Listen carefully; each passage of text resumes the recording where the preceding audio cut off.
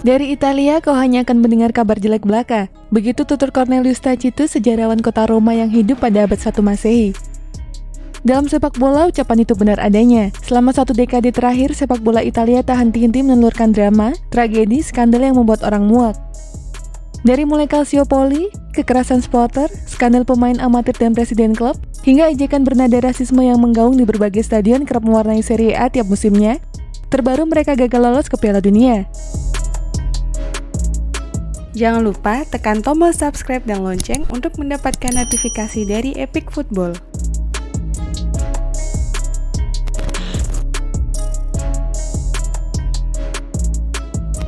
Terjerembab dan berkutat dengan permasalahan, prestasi klub mereka di tingkat Eropa pun semakin menurun. Rataan penonton berkurang drastis dan bintang-bintang enggan kembali berdatangan. Lantas zaman keemasan pada dekade 1980-an, 1990-an, saat mereka didapuk sebagai liga terbaik, hanyalah kenangan basi masa lampau. Berada di jantung semua permasalahan ini yang tak henti-hentinya mengalirkan racun ke seluruh tubuh sepak bola, ada kelompok bernama Ultras. Musim yang baru lalu tercatat hampir seluruh klub-klub besar yang dijatuhi denda akibat cancan bernada rasisme dan menyerang. Baik AC Milan, Inter Milan, Juventus, AS Roma maupun Lazio sempat dihukum oleh FIGC. Badan otoritas tertinggi sepak bola Italia itu juga sempat memberlakukan aturan akan menutup stadion jika yel-yel diskriminatif dan rasisme tetap terjadi. Namun bukannya jera, kelompok Ultras ini malah bersatu. Mereka melupakan perbedaan antar kelompok untuk melawan FIGC dengan cara menyanyikan yel-yel rasis. Tujuannya agar stadion di seluruh pelosok negara ditutup. Seolah takut ancaman ini membuat FIGC menunda penerapan aturan penutupan stadion tersebut. Itu hanya satu cerita, dari sekian banyak aksi di tahun ini, ancaman Ultras Napoli pada final Coppa Italia lah yang paling mencoreng citra sepak bola Italia. Di Italia, sepak bola telah lama menjadi zona bebas tanpa hukum. Di dalam stadion, penjahat dan preman memiliki yurisdiksi penuh atas siapapun, tulis wartawan olahraga Maurizio Crosetti dalam koran La Repubblica. Apa yang dikatakan Crosetti ada benarnya juga. Tak percaya? Coba tengok saja rekaman dan berita-berita tentang laga final Coppa Italia Fiorentina menghadapi Napoli. Sang Perdana Menteri Italia Matteo Renzi pun meski takluk di tangan Ultras Napoli. Kala itu simpang siur isu tewasnya seorang pendukung Napoli akibat tembakan polisi membuat Ultras Napoli mengamuk di stadion. Jelang kick-off, mereka melempari lapangan dengan mercon dan bom asap yang sempat melukai seorang petugas pemadam kebakaran. Para Ultras ini pun membuat ulah dengan bersiul mencemooh saat lagu kebangsaan Italia dinyanyikan. Akibatnya laga sempat tertunda setengah jam. Negosiasi alat antara pihak keamanan, panpel pertandingan, klub dan Ultras tak memenuhi titik temu karena Ultras Napoli tetap kekeh meminta pertandingan untuk ditunda.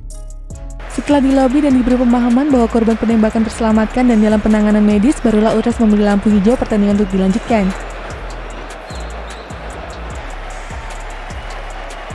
Kita bahkan bisa melihat bagaimana Kapten Marek Hamsik dan beberapa petinggi pejabat kepolisian beserta panpel pertandingan berjalan kaki mendatangi Curva Nord, tribun Ultras Napoli ditempatkan di Stadion Olimpico. Mereka mengimbau kepada Ultras agar pertandingan diteruskan. Padahal dalam laga final itu, Perdana Menteri Italia hadir bersama beberapa pejabat tinggi lainnya seperti Menteri Dalam Negeri, Menteri Olahraga, Pimpinan Senat, Ketua KONI dan FIGC, KONI dan PSSI-nya Italia, serta beberapa pejabat tinggi militer dan kepolisian. Bukankah orang-orang ini yang semestinya memberikan persetujuan tentang pertandingan dilanjutkan atau tidak? Sungguh ironis. Adegan ini menjadi bukti kekuatan Ultras yang tak bisa diremehkan. Menanggapi aksi ini, Presiden FIGC Giancarlo Abete pun berujar sepak bola adalah korban dari berbagai kekuatan. Ultras menggunakan stadion untuk menunjukkan kekuasaan mereka. Ini adalah fakta bahwa peran Ultras di dalam stadion tidak dapat diterima lagi.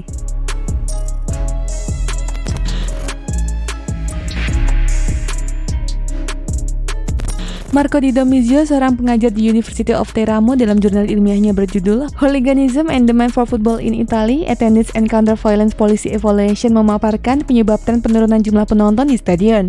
Menurutnya 80% disebabkan dari perilaku yang dilakukan kelompok Ultras. Grafik di atas didapat dalam jurnal Marco Di Domizio yang mendata jumlah rataan penonton Serie A dan Serie B di tahun 1962 hingga 2012. Terlihat bahwa jumlah rataan penonton mengalami penurunan saat kekerasan fans sedang meningkat. Penurunan drastis pertama terjadi saat tewasnya pendukung Lazio akibat tembakan kembang api dalam derby Roma musim 1979-1980. Pada tahun yang sama, skandal perjudian dan pengaturan skor Totoreno mulai terkuak dan menyeret puluhan pemain, pelatih serta pemilik klub Serie A dan Serie B ke jurang kenistaan.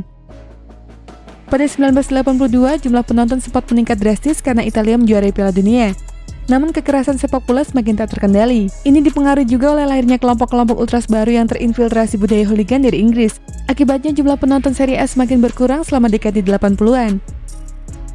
Puncak kekesalan masyarakat terhadap kekerasan sepak bola terjadi pada tahun 1989 saat pemerintah Italia untuk pertama kalinya membuat undang-undang khusus mengatur tentang ultras. Aturan ini ternyata cukup efektif. Jumlah rataan penonton kembali meningkat pada awal dekade 90-an. Prestasi AC Milan di kancah Eropa dan masuknya pemain-pemain elit dunia ke Serie A turut mendorong peningkatan jumlah penonton itu. Tapi pada tahun 1999, sepak bola Italia kembali terjerembab. 4 pendukung Salernitana tewas terbakar. Mereka terjebak dalam kereta yang di dalamnya sedang berlangsung kerusuhan supporter. Salah seorang ultras melemparkan flare ke dalam gerbong yang kemudian memicu kebakaran yang menewaskan 4 orang fans itu. Pada tahun yang sama, fans Lazio membakar sebuah kereta saat mereka tiba di stadion kota Florence. Lalu di stadion Salernitana ada juga peristiwa tentang pelemparan bom yang sempat melukai asisten wasit.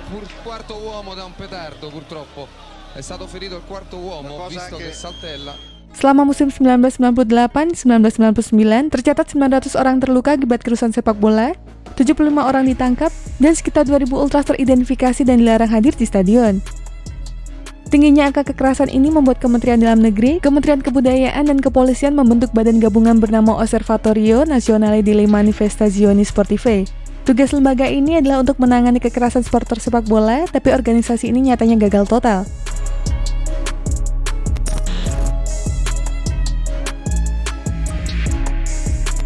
Titik terendah jumlah penikmat Serie A terjadi pada tahun 2006-2007 saat rataan penonton di stadion hanya 18.756 orang per pertandingan, sebuah angka terburuk sepanjang 60 tahun terakhir. Selain malas datang ke stadion karena muak pada kasus Calciopoli, kemuakan masyarakat Italia akan ultras juga semakin mencuat setelah adanya kasus kerusuhan antar pendukung Catania dan Palermo. Dalam keributan itu, lebih dari 100 bom rakitan dilemparkan oleh ultras ke arah polisi, melukai 200 orang dan membunuh seorang perwira polisi. Konflik ini diperparah setelah pada tahun 2008, seorang penggemar Lazio tewas ditembak oleh pihak keamanan. Ini memicu adanya kerusuhan menentang polisi. Pada saat yang bersamaan, pemerintah Italia mulai memberlakukan aturan Decreto Pisano yang salah satu butir isinya mewajibkan fans memiliki tessera del tifoso semacam KTP untuk fans. Ide ini muncul untuk mempermudah klasifikasi terhadap seluruh fans, memecah mereka menjadi 2 bagian, supporter biasa dan supporter berbahaya. Dengan struktur baru ini, kita menggunakan sistem teknologi canggih yang bisa segera mengidentifikasi tindak tanduk para pelaku kekerasan, dan kemudian bisa ditangani dengan segera di dalam stadion, ucap Presiden KONI Giovanni Malago. Apa yang dilakukan pemerintah Italia jelas sebagai kulminasi dari tak berdayanya pemerintah selama puluhan tahun mengurangi kekerasan yang identik dengan ultras. Pola otoriter yang mereka lakukan seolah meniru apa yang digarap Margaret Thatcher ketika memberantas hooligans di Inggris. Meski dibenci kalangan sepak bola, Thatcher memang sukses memberlakukan aturan tangan besinya di Inggris. Lantas Italia, maka kegagalanlah yang didapat. Selama 6 tahun terakhir, ultras tak pernah melewatkan kesempatan untuk protes dan mewujudkan kekecewaan mereka terhadap langkah-langkah represif yang dilakukan pihak keamanan. Mereka bersatu dan melupakan perbedaan untuk bersama-sama menantang polisi dan federasi. Tak heran kini kerusuhan cenderung terjadi antara ultras dan polisi ketimbang ultras menghadapi ultras lainnya. Di sisi lain, jumlah penonton dari pendukung biasa terus menurun akibat pengurusan birokrasi tessera del tifoso yang ribet dan jelimet. Sifat tessera del tifoso yang memaksa orang untuk membongkar hal berbau privasi sekedar untuk datang ke stadion membuat mereka malas untuk mendaftarnya. Terlalu banyak birokrasi untuk pergi mendaftar, setelah itu kita harus menunggu lama untuk menerima kartu dan terlalu sedikit manfaat yang fans peroleh dari memiliki kartu ini, ucap Paolo Bandini, seorang kolumnis The Guardian. Kondisi ini otomatis membuat stadion lebih banyak dijejali oleh kelompok ultras ketimbang pendukung biasa. Stadion kini jadi tempat yang mengerikan. Jika Anda seorang penggemar sepak bola, apakah Anda ingin membawa keluarga Anda ke stadion? Dan keluarga Anda mungkin akan mendengar nyanyian rasis dan berisiko terjebak dalam kerusuhan, tanyanya lagi. Ya, begitulah ultras di negara asalnya, kini mereka dicap sebagai penjahat, perusak moral, dan penghancur tatanan sepak bola Italia. Sekelompok orang yang kadang hanya jadi pembawa kabar jelek belaka. Dan itulah informasi mengenai dunia sepak bola dari Epic Football. Jangan lupa untuk like, share, dan subscribe.